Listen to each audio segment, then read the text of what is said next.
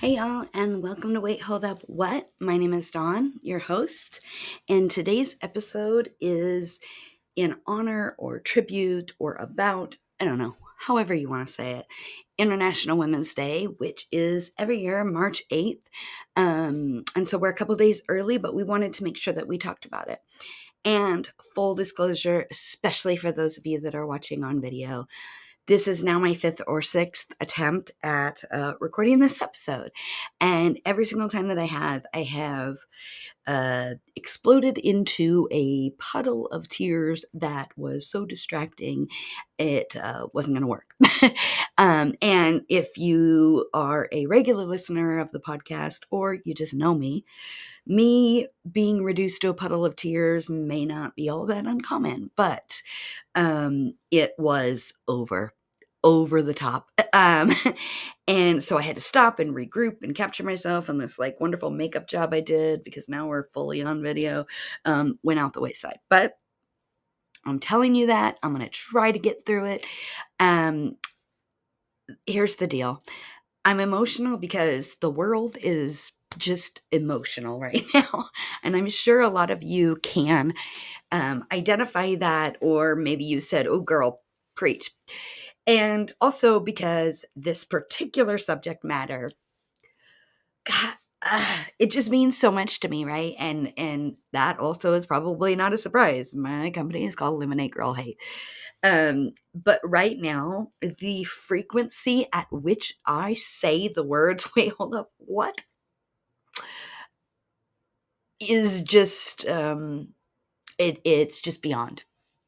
And at least in my circles, I feel like that is pretty common. And so I'm not apologizing for the emotion, but I do also understand when it becomes a distraction to the message. So I'm going to try to get through this.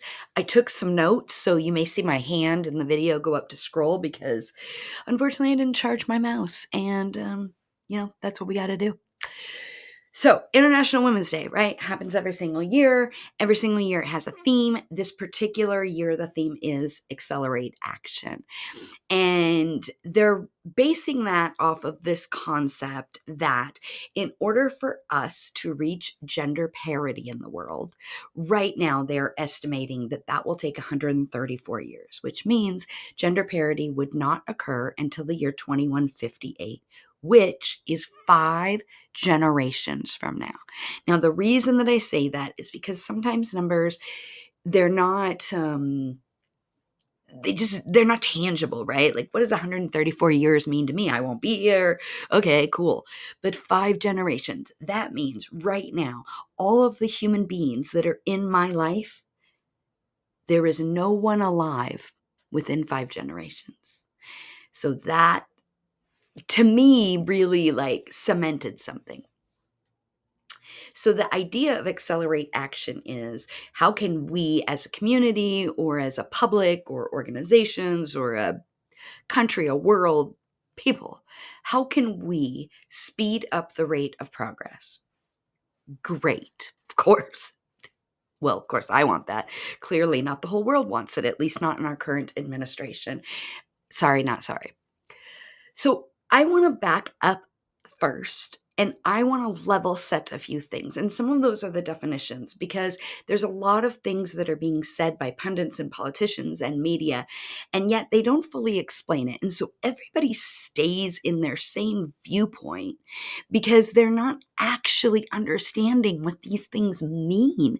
And we live in a culture, or we have created ourselves a culture that says, if it doesn't impact me, I don't care, because there's too much going on and I can only care about so much, which in a lot of ways is true, right? Like, part of my emotion and part of the reason it's taken me so many recordings to do this is because the world is falling apart and there's so many things falling apart, and I just want to help and I want to do all that I can, and I just get all frazzled and anxious, and can you tell that I have anxiety and all sorts of other things, right? But we've taken that to this point now where we're like, well, if it doesn't impact me, it doesn't matter. And that's bullshit. I'm sorry. I am in a lot of therapy years and years and years and years. And I'm pretty sure that if I said this to my therapist, she would agree with me. And we talk all the time about me setting boundaries and removing myself from things that are not feeding me. But it is bullshit to think that these things won't impact you. Just because you're a man doesn't mean that gender equity or gender parity or gender equality or whatever you want to talk about doesn't impact you directly. It does. Sorry, not sorry. It does. And with every other thing that is going on in the world, and I do not mean to dismiss any of those other things, it's just that my brand, my business, my voice is used in support of women. Okay. So the first thing we're going to level set on is the word gender parity. Okay. Gender parity is basically a balance between the genders. In any given population, it's about equal contribution in all aspects of life. There are a lot of ways that this could be measured. Some of the ways that the World Economic Forum, who is kind of the organization who tracks this and understands it and provides resources for this, they talk about 3 key areas in which gender parity can be measured. Representation, so the proportion of men and women in a group, right? The numbers. There's also access, so the ease of access to resources and the opportunities as they relate to both men and women or the genders. Now, when I speak about gender, I also completely understand the construct, the idea that gender is a construct, right? And I am in no way limiting anybody else who is non-binary or does not consider themselves any gender or identify either which way, or maybe they identify both, right? But for the purposes of actionable items in International Women's Day, I am going to speak about male and female as a gender. But when I do, I mean opportunities for everyone. I cannot accept an opportunity as a woman if I don't believe that that same opportunity could be deserved of someone who doesn't identify as a woman. And I think that that's important because culturally we've built all of these constructs that are us against them. And it doesn't matter. There is no such thing. This competition that everybody is talking about, it's man-made. It is constructed just like these identities. The last section is contribution. So this idea of equal contribution of men and women, so how they contribute in all aspects of life. Again, all of this is measured by the World Health Foundation, and it tries to evaluate this gap between men and women, or the genders, in 4 categories: health, education, economic participation, and political involvement. And they're great, right? Of course, these are categories that could help us reach some sort of parity in the world. But sometimes I think if we just look at it in a bullet point list like this, it's so oversimplified, even though it's not, that people don't understand how or what is needed for them to actually make change. What are they supposed to do? They're just trying to get through the day, right? Pay their mortgage, take care of their kids, all of those things. So what does it actually mean from an actionable perspective? And the World Economic Forum, it offers some suggestions, challenging stereotypes around gender, promoting family-friendly workplaces, sharing care responsibilities, empowering women and girls, respecting reproductive rights, and improving work environments. But again, what does that mean? What do I as a human do, right? Yes, we can vote, we can pay attention, but we also live in a country in which the majority of human beings do not vote. Mind-boggling to me, because we're also out here on such social media bitching and complaining about everything that's happening in our world, and then we're not showing up at the polls. The people listening, not seeing, I got a little flustered so much that I couldn't even speak. So let's level set a little bit more. We described what gender parity is. we can describe a few other things, and I'm going to do it in relation to what seemingly is this hot button topic right now, and that is DEI, diversity, equity, and inclusion. Now, in the work that I do, we add another letter, and that is J for justice. But for the purposes of today, I am not going to add that letter because people seem to be confused by 3 letters. So I don't want to add anything into the mix that is going to give you any other reason to debate this topic. Okay. So for some reason, DEI elicits so much controversy. I, as a woman, am infuriated by this controversy. And I actually don't even know another word. And one of the reasons for my fury is I just honestly don't understand how any one person, individual, country, religion, faith, ethnicity, gender can possibly think that giving someone a fair shot is controversial. Like, I sort of feel like I'm having some sort of midlife existential crisis when I see this. And in one of the crying spills, not spits, but I probably did spit. One of the crying spills in trying to record this was this idea of, if we are to level set, then we can have this understanding that as a human race, there are certain things that everybody wants, and they're not controversial.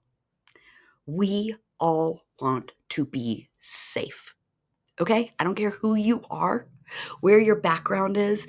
Every human being wants safety for themselves and their loved ones. This could be physical safety, this can be emotional safety, and this can be financial safety, along with a gazillion other ways in which safety manifests itself. That is what we all want. And yet, and I believe this so firmly, there is a subsection of people, and right now it seems like it's the majority, but I have to believe it is not. They are just the loudest and maybe the richest. Again, sorry, not sorry. But there is this subsection of people that have convinced us all that in order for us to have that safety and security, we have to take it away from somebody else. And historically, for thousands and thousands of years, this is what we see in storytelling. And this is, again, infuriating. So there's a couple of reasons. We talk about storytelling. I firmly believe that storytelling is what changes the world. We've seen it time and time again, that when we actually stop, take a second, and look at the life and story of someone else, we are able to empathize in a way that says, I don't want harm to befall you. Yes, change should happen. And then every time we start to make these changes that say everyone deserves a shot and safety and security, the people who already had it freak the fuck out. And it's like, calm down. Just because I'm safe doesn't mean that you are not, right? And we know this. Think about it in its most simplistic terms, right? 100 years ago, could you, well, we weren't there, most of us. If you are over 100 and listening, please call me. 100 years ago, it wasn't fathomable that someone could be a billionaire. There wasn't enough money. We have this scarcity model that we believe in. It's sort of bullshit.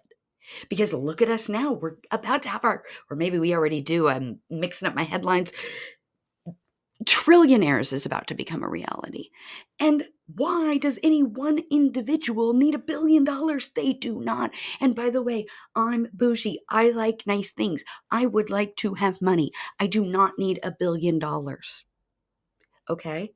We know that money corrupts. We know that absolute power corrupts. And yet we keep glorifying wealth and we keep glorifying these things because we believe that that is what gives us security.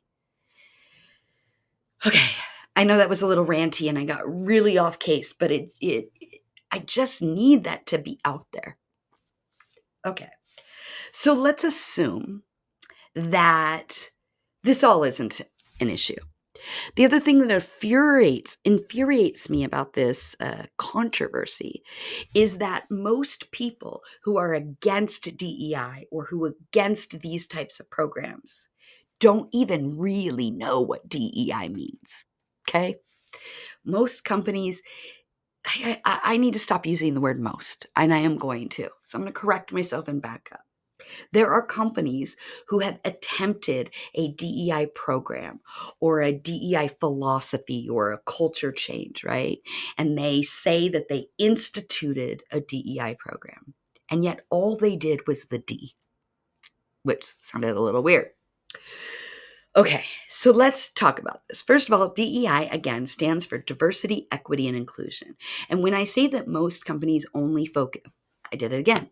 When I say that companies focus on one letter, the D or the diversity, it's because it's the fastest way that they can show whether or not they have done an action and that action has had a result, right?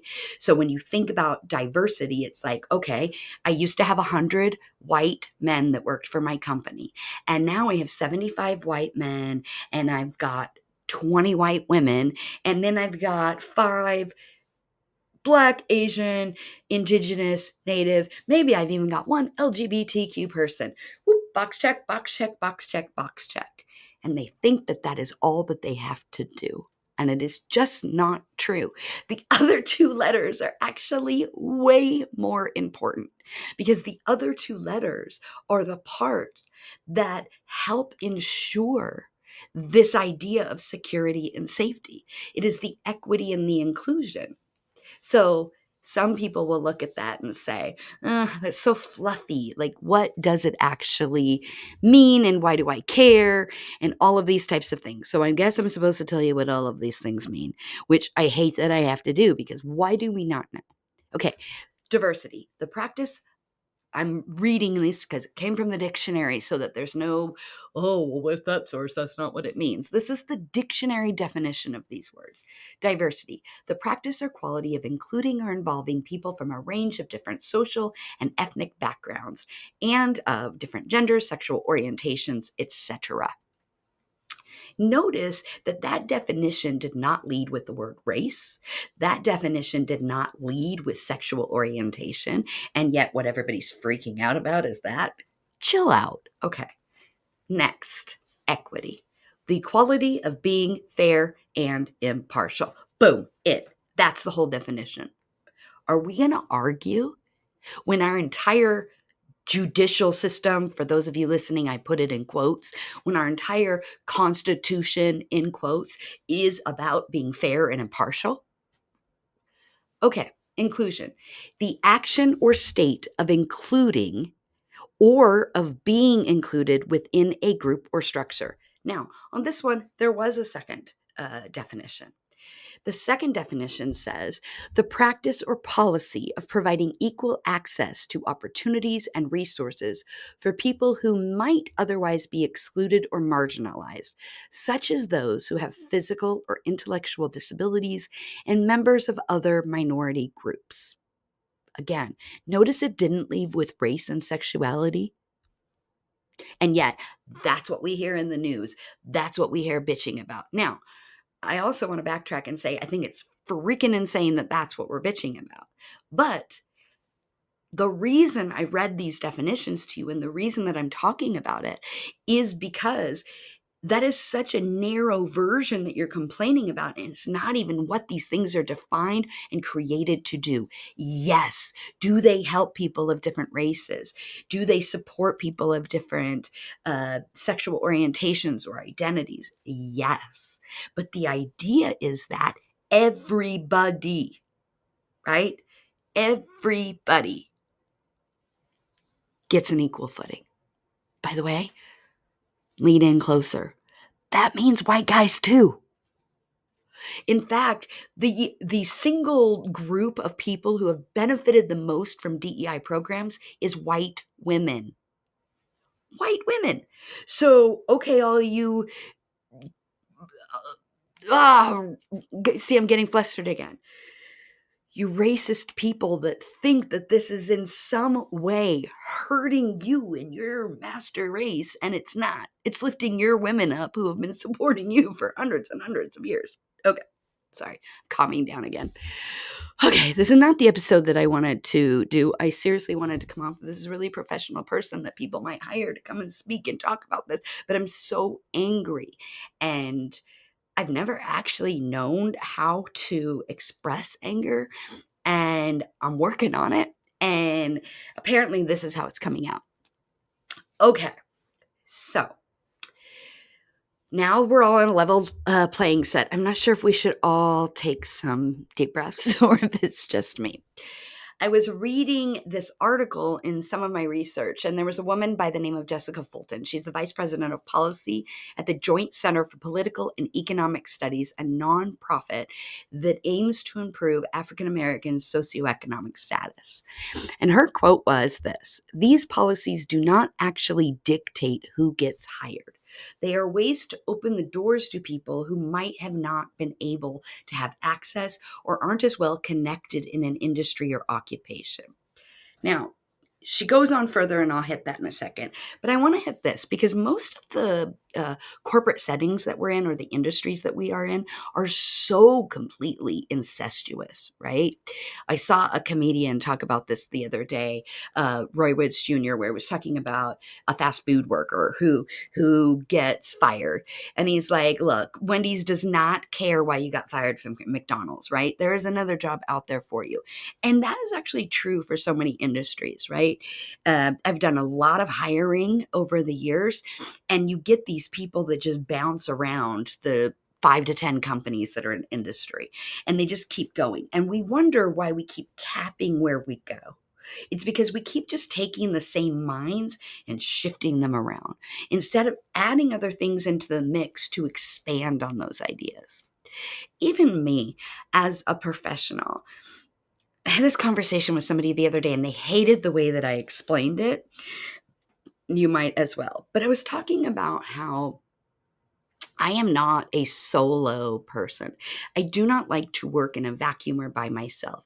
When I am successful or at my best is when I am surrounded by other people. And so I use the example of an ice cream sundae. I love ice cream sundaes.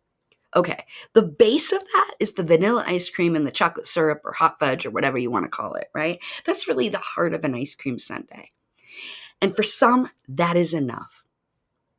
I am not the vanilla ice cream, despite my appearances, and I am not the hot fudge. I am the rainbow sprinkles, the whipped cream, nuts, and a cherry. I am the little extra sauce that you put on top to give it some pizzazz. That is the work that I do. That is how I contribute to things. And it's because of this ideation and this inspiration that I get from other people around. I am not knocking myself for that. I actually love whipped cream, nuts, and a cherry and some sprinkles, right? But some people don't, and that's okay. But we need all of those things to provide enough options for the myriad of people out there who are wanting to consume the products that we have. And that is the same within DEI, right? If we do not have all of these ideas in the room, then we are not servicing our customers. Because I'll tell you, these same people that are out here spouting hate are making money off the people that they say that they hate and that they are openly doing things against. If you lose those people, you lose your billionaire status, okay? Which is why I'm so adamant about voting with your wallet. It is not always easy, but we continue to make these people who shout out and lead out hate richer and richer and richer, which gives them more power and more power and more power. And then we sit and go, how did they do that? Meanwhile, we've got 752 boxes on our front step. Okay, so in this quote or this article that I was reading, they were also talking about, and I'm going to read the quote because I don't want to miscredit somebody. The point of diversity and inclusion is that companies, government, universities all do better when there are diverse participants in management and throughout the enterprise. This particular quote was attributed to Michael Posner, who is the director of the NYU Stern Center for Business and Human Rights. So Okay, if we look at this, we know that, right? There is 101 stats. I put them all on here because I wanted to sound super, super smart, and we'll put them in the blog. We'll do it that way for you. Every single statistic that is out there proves that diverse workforces are what create financial results. When we start from the bottom all the way up to the C-suite level, that is when we do it. Whether it is women, people of color, people of different religious backgrounds, you name it, it has been proven to show results in companies. So if for nothing else, if you care about nothing else, you don't care about people, you don't care about empathy and ethics and compassion and doing what's right in the world, if all you care about is making money, you should be promoting DEI practices within your organizations and within your life because you will make more money. Okay, but let's pretend you're not an asshole and you care about people, right?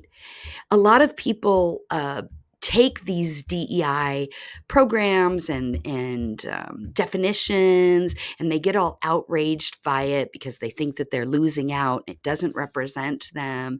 And the truth of the matter, it really does. If we look at the programs that have been impacted or created with DEI in mind or through DEI programs, there are so many things out there. Uh, uh, Accessibility for disabled people, right? This could be ramps, this could be different styles of desks or accessibility options within their work environment. This could be accessibility options for the places that we shop at, the places we frequent, restaurants, etc. Even ergonomics as part of a DEI program. Work with veterans and programs to help veterans when they come back. DEI programs. Uh, Mother's room. I don't actually know what they call these, but the rooms in the office that allow new moms to go in and pump or do what they need to do. DEI programs. Paid leave, not just for women, not maternity leave, paternity leave. Paid leave is a DEI program. Need more? Okay, I will give you some more. And sorry, there were so many I was memorizing and I thought I would put them up there and I forgot to. But programs around mental health, DEI programs, resources for employees who are struggling in one way or another, all DEI programs. The point of the matter is DEI programs are not about anything other than giving people the opportunity to be safe and equitable in the places that we do the things that we do to survive. And yes, there are marginalized communities who may or may not, at least in the immediate perspective, get more out of those programs because they've been disenfranchised for so long. But it doesn't give them a leg up. You don't get a job if you're not qualified for a job. But it does give you access to things that you don't have. I didn't grow up wealthy. I didn't have country club connections and things like that. And so DEI helps me get in a door that I might not other have gotten into. But by the way, that doesn't mean the door closes for you who did have country club access. At the end of the day, I cannot convince anybody to care about people. But DEI means a lot for women. It means a lot for women for all of the ways that I just listed. But I want to make it more personal than that. When we think about the life span or the historical context of women in our culture, in our world, our political system, you name it, women have carried the burden. Sorry. Women have carried the burden of the world for generations. We have lifted up and celebrated and empowered the men in our lives. We are the ones who have been traumatized the most. We are the ones who have faced the most violence. We are the ones who have taken that and made something of it and raised new generations of people who have more empathy, who have more compassion, and who do the things that make this world a better place. And yet, we are still struggling to find our place. I hear a lot, why does your company eliminate girl hate? Or when I ran ads for the merchandise that we sell, rather than getting people buying it, instead I got hate mail. There's no such thing as girl hate. Shut up, you stupid bitch. And you'd be amazed. People talked about my looks and my weight. And by the way, I wasn't even in these pictures trying to sell a stupid sweatshirt. That alone proves the point that there is girl hate, right? But also, we are seeing grown-ups talk about women in high-powered places, political and otherwise, in ways that is so dismissive and hateful and discouraging. And we're watching it on our television and we're allowing it to happen.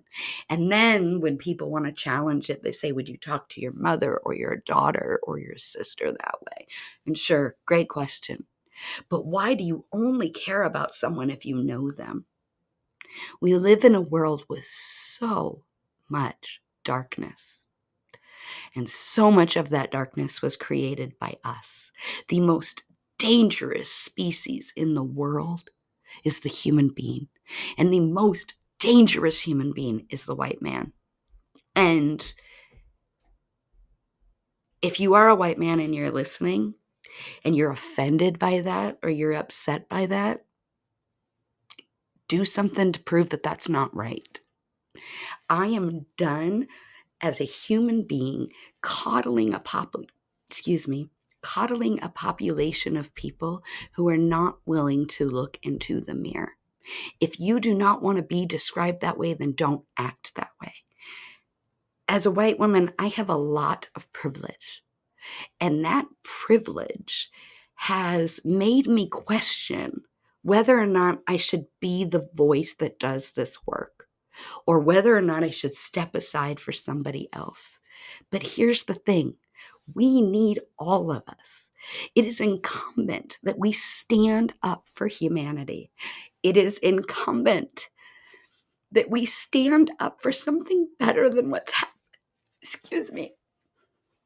I'm going to say this clearly, that we stand up for something better than what is happening right now in this world, and most specifically in this country.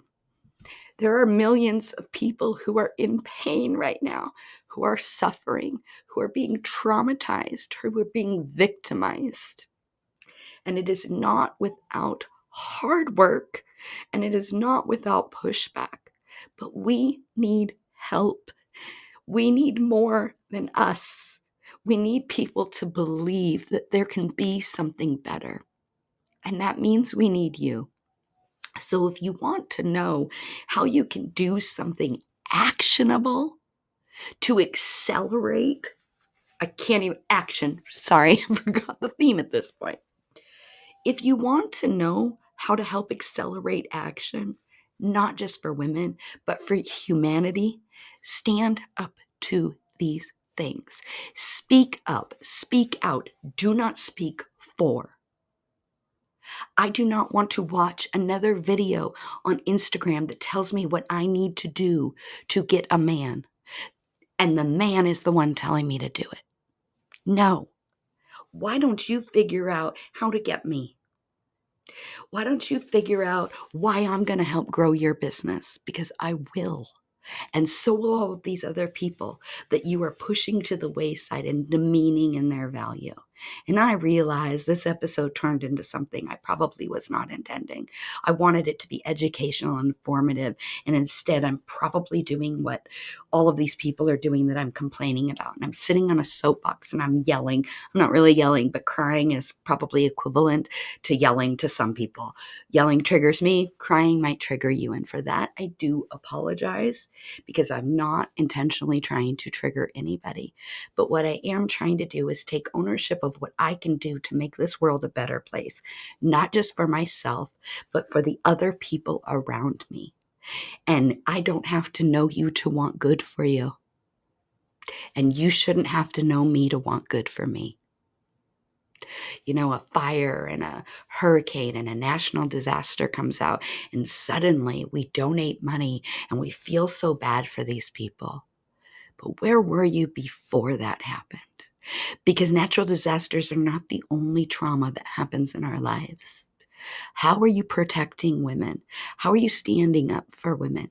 How are you supporting women? And how are you listening to them? If you want to take action, real action, register to fucking vote and vote. Don't just vote by checking the box. Do your research. Learn what these bills are about. Get involved locally. Get involved in your community, because we're going to start small. Now, since emotion took the better of me, and I'm not sure if I'm going to be able to record this the sixth time, or that I can never do it without all of this coming out, our resource page for this episode, or blog page, if you will have the episode. It'll have the video. You can listen to it. You can see some of the transcript or blog, but we will also provide resources for how you can get involved, how you can help accelerate change, and how you can help use your gifts and abilities to make the world a better place, or as I like to say, to help eliminate girl hate. So let's accelerate action together. Let's eliminate girl hate, and let's support the people that are putting good things into the world for all of us. Thank you for listening.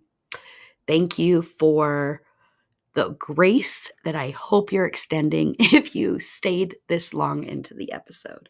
And we hope you will continue to listen to maybe less emotional episodes in the future on Wait, Hold Up, What?